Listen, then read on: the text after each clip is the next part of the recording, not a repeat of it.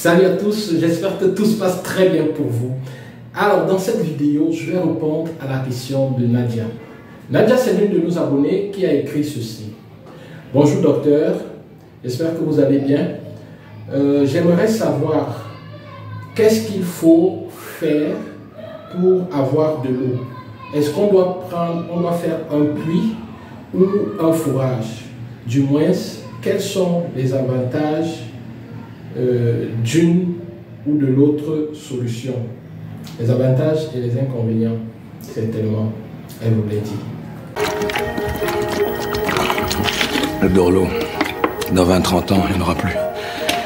En ingénierie, on privilégie les solutions efficaces et qui sont le moins chères possible. Donc, qu'est-ce que je veux dire? Ça veut dire que vous voulez de l'eau pour votre logement ou votre projet. Il vous faut de l'eau. Ouais. En permanence, c'est-à-dire qu'il ne faut pas qu'il y ait de l'eau aujourd'hui et puis demain on veut pomper, il n'y a pas de l'eau. Il faut de l'eau en permanence, donc sur la durée. Et vous avez besoin de savoir, est-ce qu'il vous faut le fourrage? Est-ce qu'il faut juste faire un puits? Ou qu'est-ce qu'il faut faire? D'abord, les sources d'approvisionnement en eau, quels que soient les cas, sont connues. Vous pouvez avoir l'eau par la pluie, ou la neige bien sûr. Vous pouvez avoir l'eau en prenant l'eau des rivières. Vous pouvez avoir l'eau en faisant un forage, c'est-à-dire vous cherchez l'eau de la nappe phréatique. Vous pouvez faire un forage, ou alors vous pouvez faire un puits qui vous conduit jusqu'à la nappe phréatique. Vous pouvez également avoir l'eau d'une rivière ou de la mer. Donc là, ce sont des eaux de surface. Donc nous avons, comme vous l'avez très bien compris, les eaux souterraines qu'on atteint par le puits ou le forage. Les eaux de surface, ce sont des rivières, des cours d'eau, la mer, celles qui sont en surface. Et les eaux de pluie, c'est-à-dire que ça vient du ciel. Maintenant, qu'est-ce qu'il faut choisir? Les eaux de pluie, c'est incertain parce qu'on ne contrôle pas la pluie. Donc là-bas, on va d'abord laisser. Les eaux de rivière, c'est pas évident aussi. C'est pas lorsqu'on fait sa maison, il n'y a pas nécessairement un cours d'eau qui passe à côté. Et même si un cours d'eau passe, ce n'est pas sûr qu'il ne tarit pas.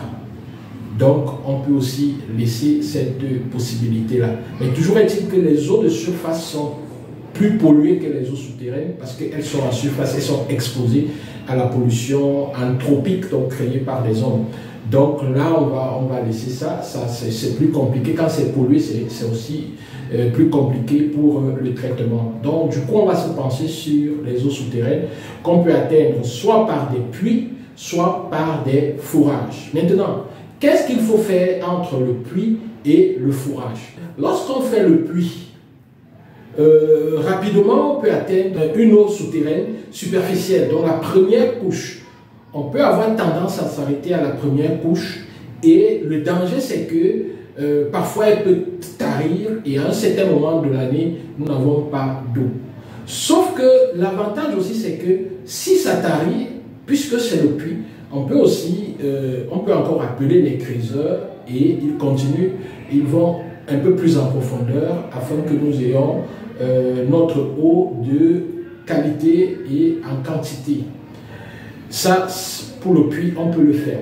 Maintenant, pour le fourrage, on peut également le faire si on s'est arrêté sur la couche superficielle, la nappe superficielle. On peut voir comment descendre, on peut résoudre le problème. Sauf que, il y a un gros gap entre le puits et le fourrage, en termes financiers. Pour faire un fourrage, c'est pratiquement 2 millions de francs CFA qu'il faut débourser entre les études géotechniques qui vont probablement vous indiquer là où se trouve l'eau et tout le patati et le blablabla. Vous allez dépenser énormément d'argent. Alors que pour le puits, parfois, vous dépensez pas autant. Et je me demande toujours, comment est-ce qu'on dépense autant d'argent pour des études supposées nous dire où se trouve exactement la nappe d'eau souterraine et qu'à la fin, on ne trouve pas la nappe et puis les fourreurs, ils s'en vont en nous disant « Au revoir, C'est tout. Alors c'est la raison pour laquelle j'ai fait des recherches poussées sur ce sujet et j'ai décidé de vous faire une offre que je vais annoncer à la fin de cette vidéo. Mais revenons à la question de notre abonné. Fourrage ou puits, qu'est-ce qu'il faut choisir? Donc je disais que économiquement le puits est plus intéressant, mais sur le long terme on peut avoir des problèmes. Mais si on est prêt à gérer ces problèmes, on peut choisir le puits. Mais si on veut un truc de définitif et de sûr, sans embâche, sans plus se casser la tête, le fourrage serait l'idéal. Donc c'est à chacun de voir. Et il faut aussi voir en fonction de votre budget. Est-ce que votre budget vous permet de faire le fourrage maintenant? Est-ce que votre budget peut quand même vous permettre de faire un puits en attendant que la situation évolue et que vous puissiez investir progressivement pour avoir une eau de qualité et surtout une eau en quantité? Donc la réponse à cette question, ce n'est pas oui, non. C'est à vous de voir et c'est la raison pour laquelle sur les projets dans lesquels nous travaillons, nous essayons de faire une sorte de discussion, c'est-à-dire une sorte d'analyse au client, ce qui va lui permettre de voir s'il peut pousser vers le puits ou vers le fourrage. Mais tout se joue sur la position de la nappe phréatique, c'est-à-dire tout se joue sur l'eau se trouve à combien de mètres. Ça, c'est très important. Les forêts, parfois, nous induisent en erreur. C'est-à-dire qu'ils trouvent la première nappe superficielle à 10 mètres, à 15 mètres, et ils arrêtent de forer. Et parfois, ils vous font une facture comme s'ils ont foré à 100 mètres. Donc, ils vous racontent des choses qui ne tiennent pas. Donc, c'est la raison pour laquelle il faudrait aussi être vigilant là-dessus. Parce qu'il faudrait que vous payiez 100 mètres si on est vraiment allé à 100 mètres. Mais si on n'est pas allé à 100 mètres, il faudrait que vous payiez exactement pour la distance de fourrage qui a été faite par votre partenaire qui fait le fourrage. Il est important de savoir localiser exactement où se trouve l'eau. Nous avons malheureusement plusieurs personnes pas très expérimentées qui interviennent dans ce secteur. Certains vous diront, oui, faisons ici, c'est là qu'il y a l'eau. Vous avez payé près de 250 000, 300 000, juste pour qu'ils fassent une étude et localisent là où on va creuser. On creuse, il n'y a pas l'eau. Et vous avez payé pour qu'on creuse, qu'on fasse le fourrage. Et il vous dit encore, non, je me suis trompé, en fait, c'est là-bas. On creuse, il n'y a pas d'eau. Imaginez qu'on le fasse 3 fois ou 4 fois, comme ça a été le cas d'un client dernièrement. Et lorsque nous avons indiqué l'endroit où il fallait creuser, directement, l'eau a jailli. Et maintenant, je vais donc passer à l'annonce. Si vous avez envie de faire un fourrage, nous lançons une campagne de localisation des points exacts où il va falloir faire le fourrage.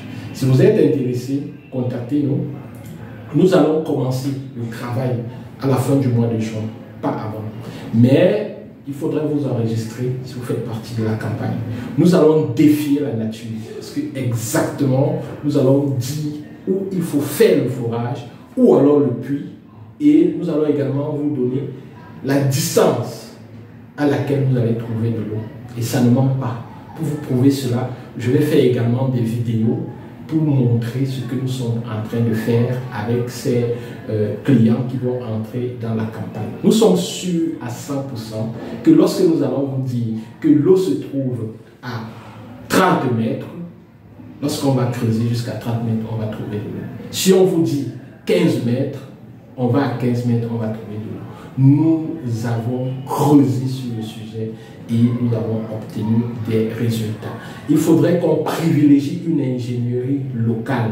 Nous ne pouvons pas être là en Afrique tout le temps à vouloir prendre des solutions et les importer ici. Nous sommes des ingénieurs. Nous avons fait les mêmes écoles que les Turcs en ce qui me concerne et que les Français également en ce qui me concerne. Donc, pourquoi est-ce que nous allons rester là et attendre à prendre juste la solution à importer? Nous pouvons également réfléchir localement et c'est ce que je suis en train de faire et c'est l'avantage d'avoir des personnes qui pense l'Afrique autrement. C'est cet avantage-là. Et ça, nous devons faire profiter de cela à notre communauté. Et c'est l'une des raisons pour lesquelles j'ai décidé de rentrer en Afrique, ou du moins de passer plus de temps ici désormais. Parce que les gros challenges, nous devons les résoudre ici. Et les personnes de qualité, malheureusement, formées à certaines technologies, se retrouvent en train de vivre à l'Occident, alors qu'on a besoin d'eux ici. On a besoin d'eux ici pour faire changer les choses, pour faire évoluer les choses autrement, franchement. Et en ce qui concerne mon domaine, le gap est très grand. Pour le combler, vraiment, il faudrait que des personnes qui ont cette formation, vous reveniez et qu'on puisse faire les choses ensemble. Si vous ne pouvez pas encore revenir maintenant, je vous comprends. Contactez-moi si vous êtes dans le domaine de l'eau. Cette expertise-là, nous en avons besoin. Vous avez suivi les vidéos que je vous ai montrées sur les problèmes d'eau au Cameroun. Si vous n'avez pas suivi la vidéo, je vais vous mettre le lien en bas de cette vidéo. C'est grave, ça fait pleurer. Et ça, c'est le cas du Cameroun. Dans la vidéo, on a aussi parlé de la République centrafricaine. Ça, c'est le cas de ces deux pays-là. Lorsqu'on va au Congo, c'est la même chose. On va au Gabon, c'est la même chose. On va au Togo, c'est la même chose. On va au Burkina Faso, en Côte d'Ivoire, c'est la même chose. Les gars, est-ce que nous sommes maudits? Plus de 50 ans après les indépendances, nous sommes encore en train de courir vers l'eau. La première chose qui détermine la vie, l'eau. Donc nous n'avons même pas encore commencé à sauvegarder notre vie 50 ans après les indépendances. Donc mettons-nous ensemble, essayons de changer les choses. J'ai honte de voir que on pleure, on manque d'eau. Je me balade dans un pays où on ne coupe jamais l'eau, j'ai l'eau en permanence et tout. Franchement, il y a des choses à faire et je vous invite à me rejoindre. Pour le challenge, je vais défier la nature et il n'y a que 30 places qu'on offre pour ce challenge-là. Vous avez besoin de savoir exactement où creuser. Nous allons vous montrer où faire le forage. Et si vous creusez là-bas, vous ne trouvez pas l'eau. Avec le contrat qu'on va faire, la charge nous reviendra parce que c'est garanti 100% satisfait ou remboursé. Sur ce, je vous dis merci d'avoir suivi la vidéo. Restez connectés à notre canal. Nous offrons ici plusieurs choses et nous donnons des informations intéressantes. Vous n'allez pas finir cette journée sans boire au moins un verre d'eau. Alors nous parlons de l'eau ici de temps en temps, nous parlons de business, nous parlons de beaucoup de choses. Restez connectés, abonnez-vous si ce n'est pas encore fait, parce que entre vous et nous, l'aventure ne fait que commencer. Au revoir et à très bientôt. Bye bye.